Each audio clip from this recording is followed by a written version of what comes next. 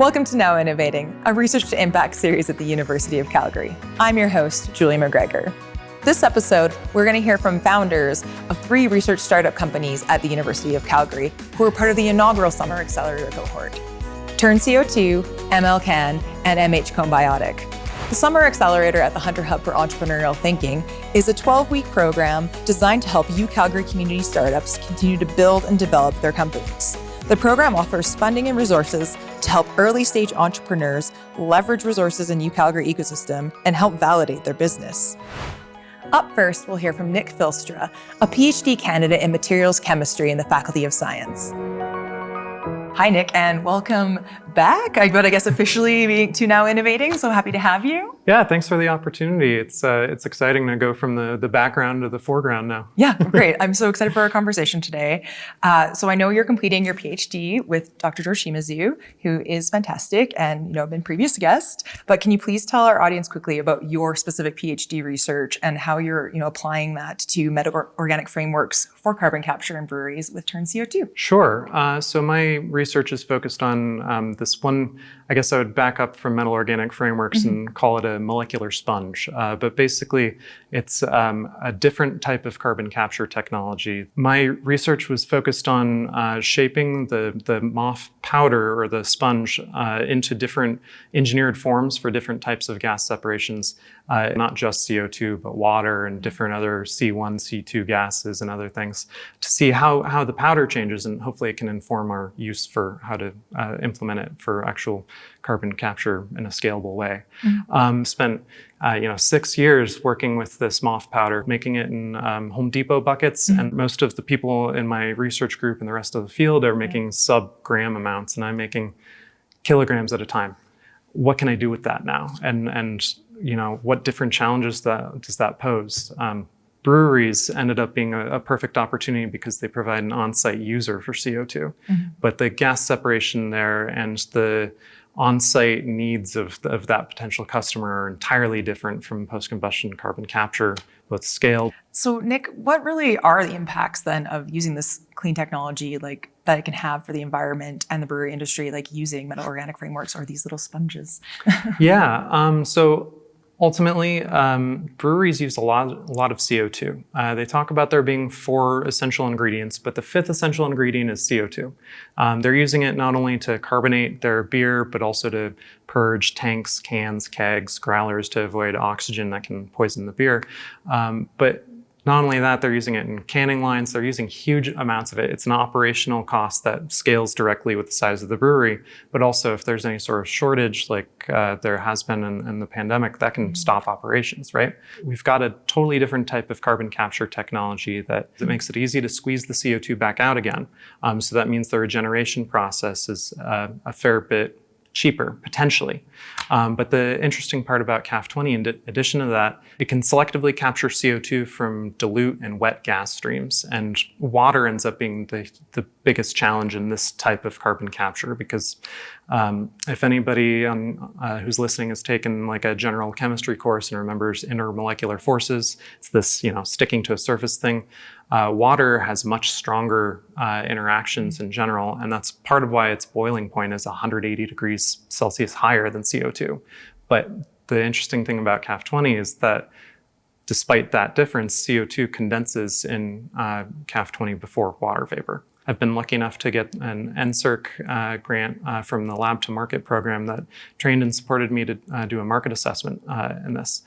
So it became my day job to essentially try to understand who's using CO2 and how. One thing I've learned is that I'm studying carbon capture for my PhD, but anyone I talk to immediately asks, what do you do with the CO2? We always get lumped in with utilization and storage. And so there always has to be an end use for the CO2, let alone, I've got a cool powder, but in the meantime, I need, manufacturing partnerships, engineering partnerships, let alone figuring out what are we doing with it after. Breweries gave me an opportunity to not only learn how they're using it and how much they're using in these different ways, and it ends up having a different exposure level to their product. If you're carbonating with recovered CO2 versus purging a tank, those are different exposure levels, let alone what you consider dirty and clean, right? So Nick, like you've analyzed the space, but like, are people actually doing this? Like, is in the beverage industry, like, is this moving ahead? Are people looking at carbon capture? Well, I think that's kind of one of the best parts here is there is competition, right? And competition validates the market. Blind Man Brewing up in Lacombe, they received an Emissions Reduction Alberta grant to purchase a CO2 recovery unit for their brewery. It's made by Earthly Labs and it uses an entirely different type of technology. But at the same time, it was like a huge poster everywhere. It was founded on CBC originally. And it was like, oh, this is a glaring sign. There's something here. And, we've got totally different technology. So we're not trying to do what they're doing. But at the same time, it validated the market and they're doing a lot of education for us. You've obviously done a lot of like looking at the problem space, right? Like, so like the solution you're offering, you're seeing like what the issues are. And like, that's so important, I think, for a lot of companies moving forward, right? That they just kind of like, I have a solution, but I actually don't know like who it's serving, right? Like, I'm just trying to like fit a square peg in a round hole, right? Like, you're just like, oh, I've got a powder. Yeah, exactly. So I'm like, it's very good to hear, all the work that you've done to understand like the problem space that exists that you can, apply your technology to. How do you actually really get started with moving this forward? So after, you've identified the space, like who are your partners return CO2 and like really like what resources in the innovation ecosystem at the university did you access to, make this happen? My two co-founders are Jack Jarvis and Oliver Calderon, in addition to George Shimizu, our fourth co-founder. Oliver, I met by proximity, actually. We've been doing our PhDs together on the same floor in Science B for 5 or 6 years. So a lot of that kind of conversation kind of happened organically. And there was particularly a period where like I noticed he had like some design prowess that I didn't have, but I needed. And so a lot of it's just been me learning how to ask for help and figuring out what skills I need. But with Jack, it was interesting because my PhD research had to pivot during the pandemic. So I started knocking on their doors and Jack took pity on me and let me use one of their instruments. And slowly we built a working relationship. So actually, after finishing his PhD in chemical engineering, he now works at a brewery and is at Olds Brewing College for their brewery operations and management program. So it's been such a wonderful alignment of interests because then now there's a multi-institutional thing here. Yeah. But it wasn't until I think it was the Ascend program through the Hunter Hub that was our first group Hunter Hub thing where essentially there were these opportunities to do things that we couldn't do when we're just, talking about what ifs. The Inventures pitch competition was an opportunity to, make this dream a reality. And we were lucky enough to win. And that, kind of caused a whole bunch of problems of its own. We had to incorporate to be able to claim those winnings. And then we had to do the things that we were saying we were going to do. And then that led into the Summer Accelerator program at the Hunter Hub. It went from, talking about it 15 minutes, an hour once a month to 8 hours a day. Nick, like what has been your biggest learning so far in your innovation journey? Like I feel like, you went into a PhD. I don't know if you were planning to, have a company at the end of it or anything like with this technology, but like what would you like looking back at yourself like during the pandemic now, like what has been the biggest learning? It's a human endeavor. You got to get out of the lab to find people who care. Yeah. And I mean, with any sort of entrepreneurial venture, it's all about what is the value proposition. You got to meet the people where they're at and like learn how they're using stuff, right? So in my case, I was, always thinking about the energy transition, but we talk about it as one thing when it's millions of individual transitions where each one starts to make economic sense. So my biggest learning was probably that, if we want to have large scale, actionable, scalable action, we have to tie it to a different sort of value add economic driver to actually make stuff happen. What's on the horizon for you? Well, we've been a little in stealth mode for a while, playing below the radar. We're building our first prototype, and when we were first trying to characterize the CO2 being produced from purging tanks or from fermentation, we had to do some on-site characterizations. But then while we've been developing our recovery unit, we have realized we need 24/7 access to like a fermentation stream, a real thing to practice on and to fail internally on. So what we're looking at somewhere in the hopefully near to medium term future is giving away beer and asking people, what does it taste like to you? And then kind of trying to build that sort of data set, both, people who are sensory evaluation trained and normal beer drinkers. I got to say, this interview has made me very thirsty. And I thank you so much, Nick, for coming on the show and sharing this journey with Turn CO2 with us. I really appreciate it. I'm so excited to share it. Thank you so much for the opportunity. I met up with Dr. Mohammed Abaspour and Dr. Mohammed Mansouri, co-founders of MLCan. They told me more about their research backgrounds and how that led to the creation of their smart flow meter for the oil and gas industry. Hello, I am Mohammed Abaspour. My name is Mohammed, another Mohammed here, Mohammed Mansouri. Basically, we are targeting the oil and gas industry. The problem with the oil production process is that what comes out of the well is a mixture of oil, water, and gas. It's important for the oil producers to know how much of each component is flowing into the pipelines. Basically, we are developing a technology based on artificial intelligence to estimate the flow rate of different components without the need to separate them. The current technology is something that they call the test separator. I basically developed a very simple device that can might replace the test separator. This idea came from the diverse backgrounds of the co-founders. So first, we recognized this challenge in oil and gas industry. We found that by combining our expertise from fluid dynamics, electrical engineering, and AI, we can solve this problem. This optimization finally leads to the reduced operation costs, reduce the resource wastages like freshwater wastage, and also reduce the greenhouse gas emissions through the oil production process. Being here in the Innovation Sandbox is very important to us. Of course, it gives us a physical space to work together. And also we are working alongside the other startups that sometimes they're facing the same challenges as we do. And we collaborate to each other, we share the experiences and information. And I think that's a very collaborative area that helps everyone in this space. Throughout the Summer Accelerator, we had several workshops and that they were very helpful. Also, we had regular access to the mentorships and legal advisory. So all of these were great support that we received from the Innovation Sandbox. Besides the programs from the Hunter Hub, which were the Launchpad, Ascent, and Summer Accelerator, we also were benefited from the mentorship from the academic entrepreneurs in residence. The area that we need help, and the Hunter Hub helped us a lot. It was a business part of that. We didn't have any. We all were engineering. We didn't have any skill set in the business. There is a network for a startup here at the University of Calgary. This network includes the business mentorship, technical mentorship, machine shop. There are a lot of services here. I would call all of them a network. And as a startup, we can use them as much as we want. That's a great advantage for us, I guess.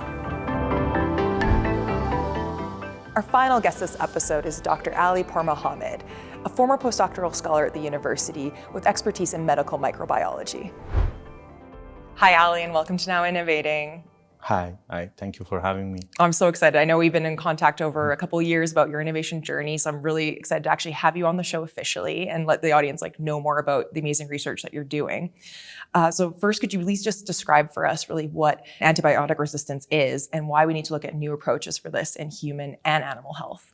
So basically what happened, and this problem is growing, even by 2050, the mortality rate will be higher than all type of cancer. My Professor Turner, he's always making fun of this and saying, I'm gonna die by cancer, but you young generation, you guys will die by cutting your hand. So basically what happened when we start treating infection or bacteria, we are killing most of them. By the couple of them that we are not treating them, they start generating mutation or different approaches they have to get resistant, starting growing exponentially. And the next time the available antibiotics or antimicrobial doesn't work.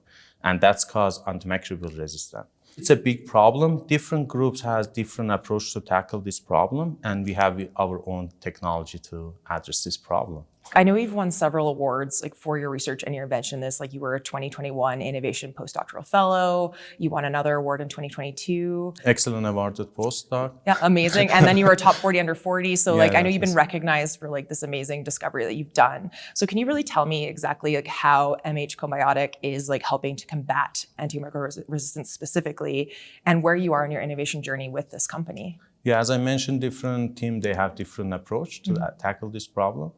And we start discovering novel antimicrobial we call combiotic. And combiotic has different application in different, anywhere we have microbe, we have solution for that, but we have to be specific. Our target is topical and specifically wound infection control. Okay. So we screen over 18,000 different formulations. Yeah. Wow. It's a big number. We developed some high throughput system to screen all this formulation, and we developed something specifically for the wound, not only control the infection, but also accelerate wound healing process. Imagine how many accidents, how many surgeries, how many wounds are happening across the globe. So over 90% of chronic wound has biofilm. What's biofilm? It's the dense community of bacteria attaching together, making army against human.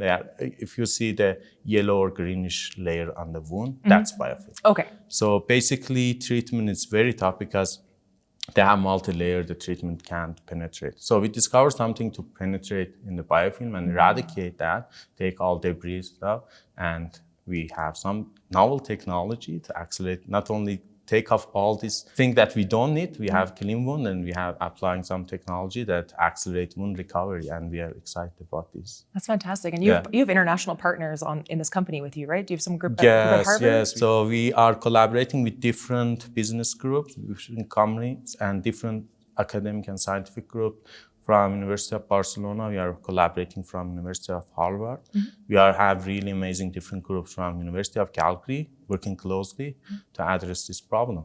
This is amazing. So all from 2021, this is where you're at now. You're working. I'm open for collaboration. Yes. You have this technology, you have this approach, we have this, let's put together and address this problem. And I know like earlier in your innovation journey, you accessed several UCalgary innovation ecosystem resources, like the Evolve to Innovate program when we first spoke several years ago. That's right. I know that kind of helped you see that commercialization was possible for your technology. And I know you just recently participated in the Hunter Hub Summer Accelerator program. So I was hoping you could, speak to like how the Summer Accelerator specifically has like supported you on your journey where you're at now. My postdoc supervisor and me, we knew that we have something interesting, but to be honest, we were not sure how we're gonna take it in the market. Yeah. Because in early stage, big pharma, they never invest to you because it's a long process. You have to take in a place, either we take it in the market or other pharma companies interest. In that case, they are interested, right?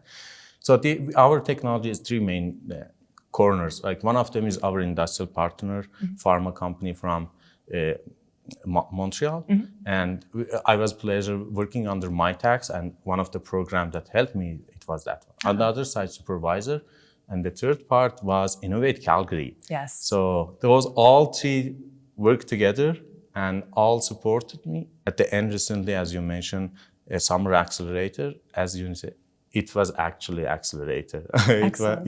So it accelerates our process significantly. That's why when we are comparing our company with the similar technology we have with limited resources and the funding, we have much better progress in compare because they have amazing program, advisor, whatever we need, just ask them. They provided for us. On the other hand, excited news, we recently got Life Science Fellowship. Oh, congratulations. Yeah, and we are very excited about that. Amazing environment, amazing program. Yeah. And also offered through Innovate Calgary. Without Innovate Calgary, we couldn't do anything, basically. And so you've gone through so many programs and supports, and you've made such great progress like with this company. On this innovation journey, what has been the thing that surprised you the most? When I start this journey, almost every day I'm learning new things. It's unbelievable. I always give examples like driving. When you're driving, you have to pay attention for everything. This is like that. Yeah. And you have to pay attention on your technology to have unique technology across the globe, and everybody is motivated. On the other side, you have to protect it. You have to have a strong IP on that. On the other side, you have to think about funding and to hire your team members and make sure they have a good team member because it's a big problem. You have to have good team to address this problem. Anyways, all this we need to put together to address this problem, and I'm really amazed about this. You're a scientist. I don't think probably if you look back 10 years ago, did you think you would be on this entrepreneurial path and innovation journey? So my final piece of a question for you is like, what advice would you give to other scientists or researchers that are, thinking like about like potentially pursuing an innovation pathway with their research? Perfect question. We feel each other because I've been there.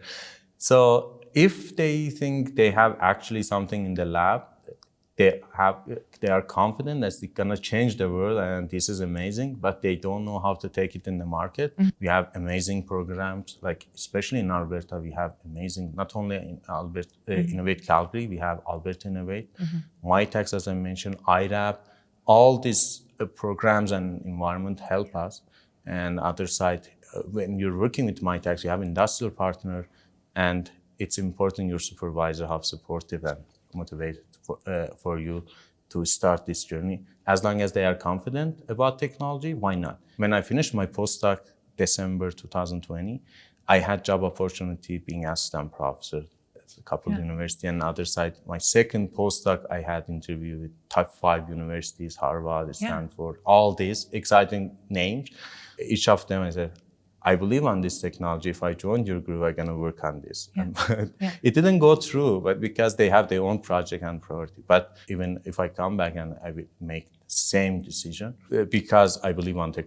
So if they believe their technology, we have amazing group and environment to support them. That's fantastic. Thank you so much, Ali. Thank you so much. Like I learned so much about you, some great advice for people. So thanks for sharing your innovation story. Thank you so much. Thank you for having me. To learn more about the Hunter Hub Summer Accelerator program or any of the startup companies featured in this episode, as well as applying for membership at the Innovation Sandbox, visit our episode description for links to all of these things and more. The Innovation Sandbox at the Hunter Hub for Entrepreneurial Thinking is a vibrant community and dedicated co-working environment tailored for entrepreneurial ventures at UCalgary. To learn more how to move your research to impact in the UCalgary innovation ecosystem, visit ucalgary.ca/innovation.